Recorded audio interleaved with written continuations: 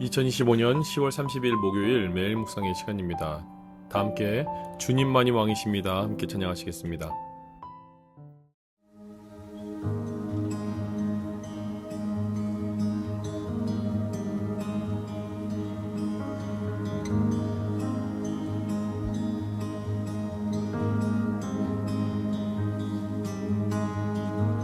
Jesus, you're the only one, our King. Jesus, you're the only one, our King. Jesus, you're the only one, our King.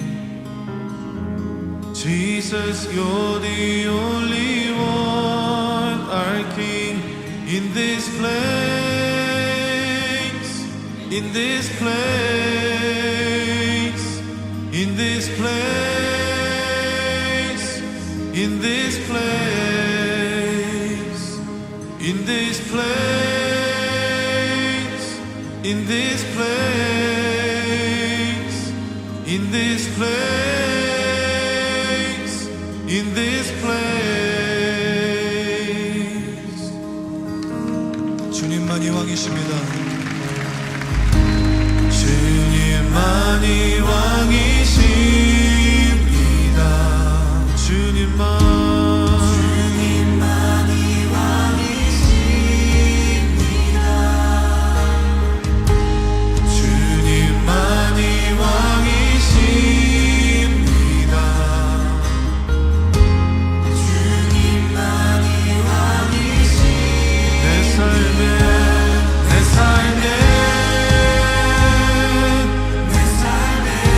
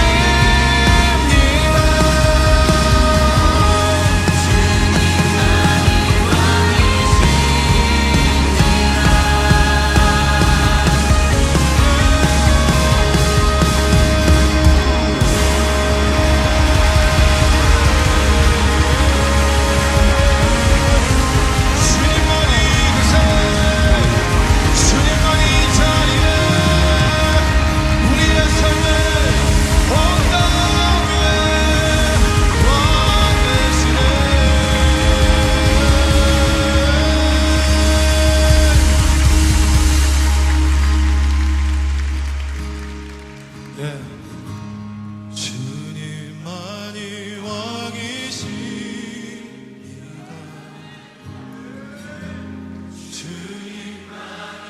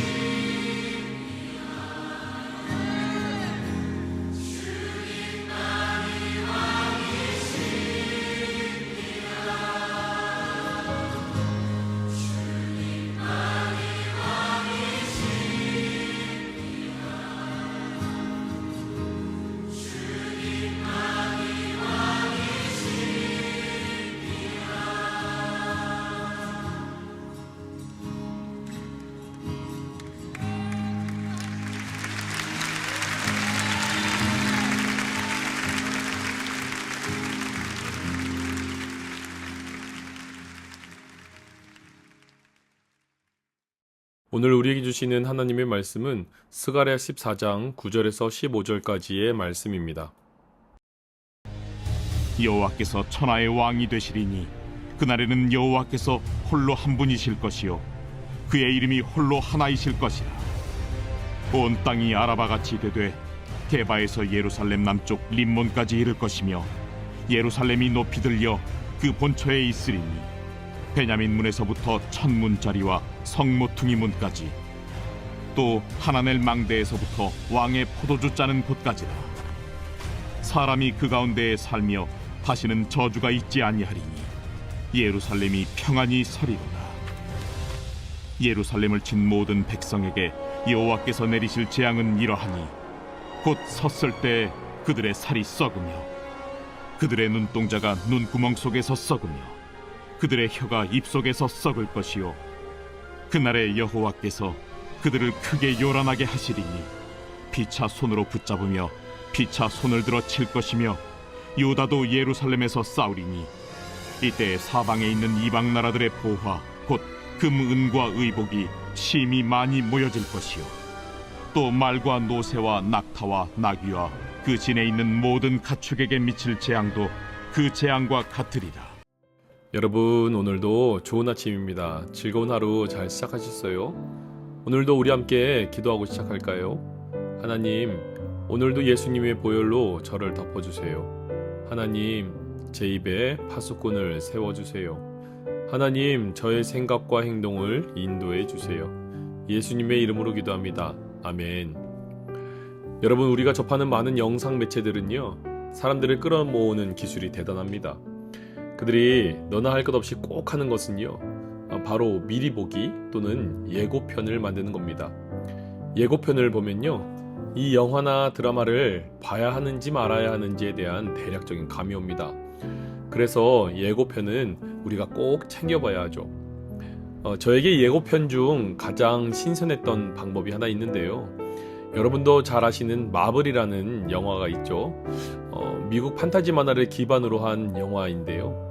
그 영화는 예고편을 마지막 엔딩 크레딧이라고 하는 그 자막들이 쭉 올라가는 시간 있잖아요. 그때 그 자막 중간 그 말미에 예고편을 넣어두어서 사람들이 영화가 끝났음에도 불구하고 자리를 뜨지 못하게 했던 기억이 납니다. 그리고 예고편 역시 다음 편을 기대하게 만드는 아주 훌륭했던 요소였지 않을까 생각이 듭니다. 여러분, 예고편은 관객의 그 다음 행동을 결정하는 데 큰 영향을 미칩니다. 관객이 그 다음 편을 보던지 보지 않던지 하는 것이죠. 어떤 분들은 이렇게도 이야기합니다. 예고편이 재미있어서 봤는데 예고편이 전부였다고 말입니다. 예고편이 전부이든 뭐 그렇지 않든 지금 우리는요, 스가랴서를 통해 종말의 예고편을 보고 있다는 것만큼은 변하지 않습니다. 그 다음을 여러분은 무엇을 기대하시겠습니까? 첫 번째로 우리가 생각해 볼 점은요, 여호와께서 친히 왕이 되시는 곳에 평안이 있다는 건데요. 오늘 말씀 9절을 보십시다. 여호와께서 천하의 왕이 되시리니 그날에는 여호와께서 홀로 한 분이실 것이요 그의 이름이 홀로 하나이실 것이라. 아멘. 여호와의 날, 최후의 날이 이르면요 여호와께서 왕이시라는 것을 모든 이들이 보게 될 것입니다. 그때 그분을 왕으로 고백하는 이들을 백성이 되게 하신다고 말씀하셨습니다. 그런데 오늘 본문에서는 이렇게 그것을 표현하시더라고요. 천하의 왕. 이것을 히브리식 표현으로 직역하면 온 땅의 왕입니다. 주님께서 이 모든 세계를 다스리시는 분으로 오신다는 말씀입니다. 세상의 어떤 우상들도 더 이상 존재하지 않게 됩니다. 자신을 우상화시켰던 세상의 권세들이 모두 무너뜨려집니다. 우리가 살아가는 세상은 그런 세상 아니겠습니까? 돈 좀 있다고, 권력 좀 있다고, 인기 좀 있다고, 재능 좀 있다고 주변 사람들을 끊임없이 학대하는 이들은 사라지질 않습니다. 그들은 스스로를 왕 삼는 사람들입니다. 그러나 주님께서는 그 모든 것을 보고 계시다고 말씀하고 계시니 이를 어쩌겠습니까? 그날에는 결국 주님만이 왕이 되실 겁니다. 주님께서 홀로 우뚝 서실 겁니다. 오늘 말씀에 온 땅이 아라바와 같이 될 것이라는 표현은요, 아라바가 건조한 평지 지대라는 것을 비유적으로 설명하는 겁니다. 하나님을 제외한 모든 것은 평지가 된다는 말입니다. 그리고 하나님을 왕 삼는 예루살렘, 하나님의 땅은 우뚝 솟을 것이라고 합니다. 그것은 하나님만이 우리의 왕 되신다는 것을 비유적으로 표현한 것이 아니겠습니까? 여러분, 하나님을 왕 삼으면 평안이 임합니다. 성삼위일체 하나님만 높여드리면 주님께서 우리를 책임져 주십니다. 지금 여러분은 그 신앙이 견고하십니까? 반드시 견고하시길 바랍니다. 두 번째로 여호와의 백성을 대적하는 이들에게는요, 재앙뿐입니다. 주님에 대한 신앙이 견고하지 못한 이들을 자신을 왕 삼는 이들에게는 어떤 일들이 있을까요? 자신을 왕 삼는 이들에게는 저주가 임하게 됩니다. 오늘 말씀 11절을 보면요, 사람이 그 가운데 살며 다시는 저주가 있지 아니하리니 예루살렘의 평안이 서리로다. 아멘. 이 말씀은 하나님을 나의 주인으로 삼는 이들에게 선포된 평안의 말씀이면서도요, 동시에 자신을 주임 삼는 이들에게 선포되는 저주의 말씀이기도 합니다. 마치 동전의 양면처럼 딱 붙어서 떨어지질 않습니다. 주님 바깥에 거주하는 모든 이들에게 저주가 있을 것이라는 역설적인 뜻이 담겨 있죠. 이때 등장하는 저주는요, 히브리어로 헤렘이라는 단어를 사용하였습니다. 여러분, 헤렘은요, 사무엘서에 보면은 사울이라는 왕이 하나님께서 아말렉이나 아람 등의 나라들과 전투를 벌이게 되는데요. 그런데 그 나라들과 싸울 때 반드시 헤렘 하라고 하셨습니다.